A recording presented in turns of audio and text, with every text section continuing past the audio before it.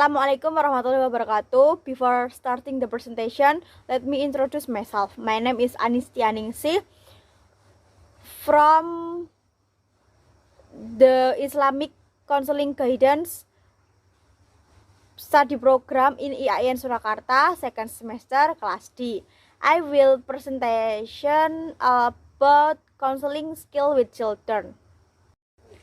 Basic counseling skill with children, micro skill from actual counseling session and description of stage and themes in the counseling process, enhance children's counseling understanding. The challenge for counselor is how to apply the basic counseling skill used in adults to the counseling used with children. Some useful ways for the counselor to create a suitable physical environment and helpful attitude and use question in dealing with children. In the counseling process with children, counselors will gain knowledge about how to adapt micro-counseling skill to work with children, and they will know some of the stage and themes the arise in the counseling process with children clients.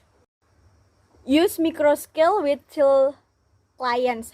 The importance of the basic of acquiring skill as a basic for effective counseling. In acquiring basic skill, counselors learn to use micro skill or communication skill units that help them act in a more targeted way for their clients. This micro skill can help the counselor solve complex and in-depth case counseling. Children have different cognitive levels and a more limited vocabulary than adults. Information can help counselor adapt their basic skill to meet the child where he or she is at a particular moment, whether in the world of words, i.e. verbal communication, or in the world of experience, i.e. action and games.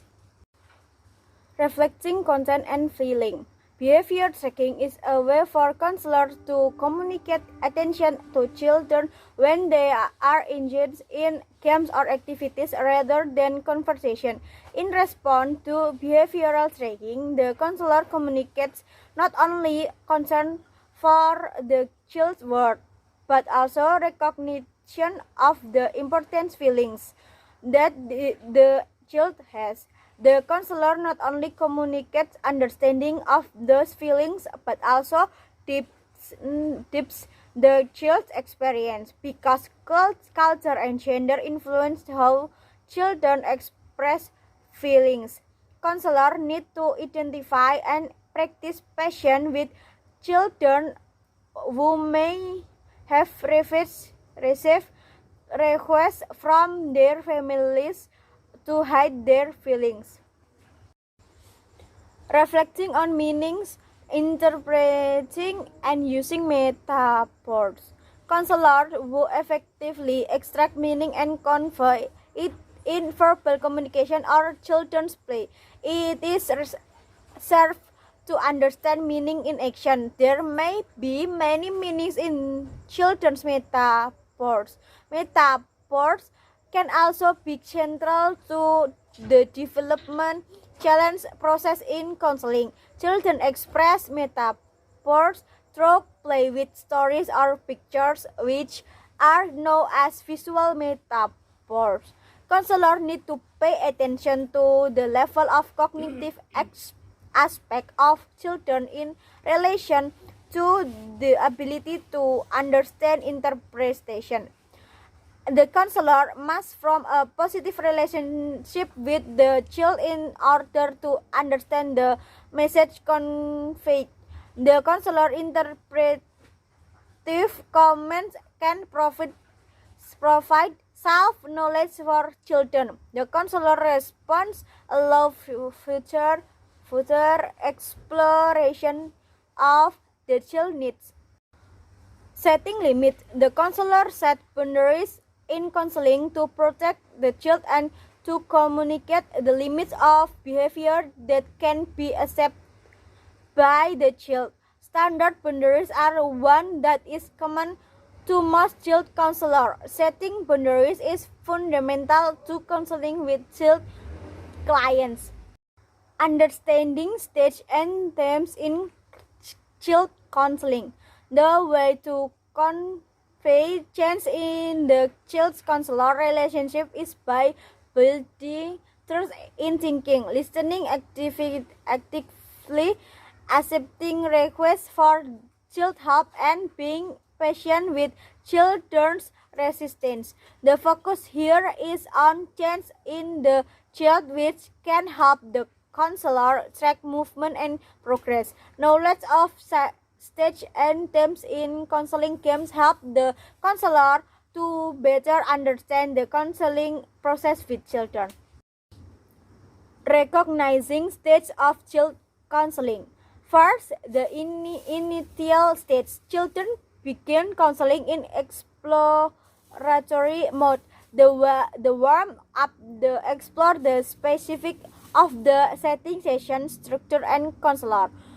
In this stage, significant counselor-child relationship building takes place, and the focus of forming this relationship is most often on building trust. Second, the middle stage. In the middle stage, children learn to deal with problems and worries. Counselors create opportunities for children to strengthen themselves through techniques that help children focus on themselves, making choices in counseling session.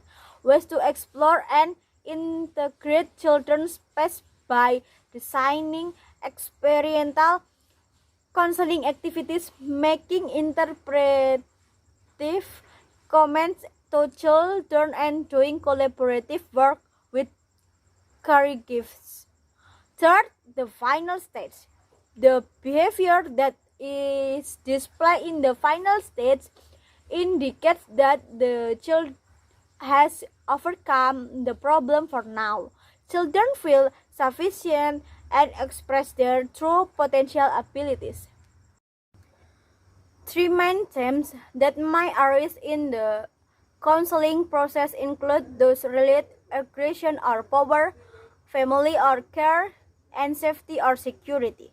The theme of aggression or power: at some point, a child will engage in aggressive behavior, include active, gross motor play, and high energy and assertiveness. The theme of family or parenting: in this theme, child play dramatic games with a counselor and throw art and carve. The theme of safety or security involves a game that focuses on keeping the character safe or protect. The theme of each child's client might reflect a particular problem or concern facing the child.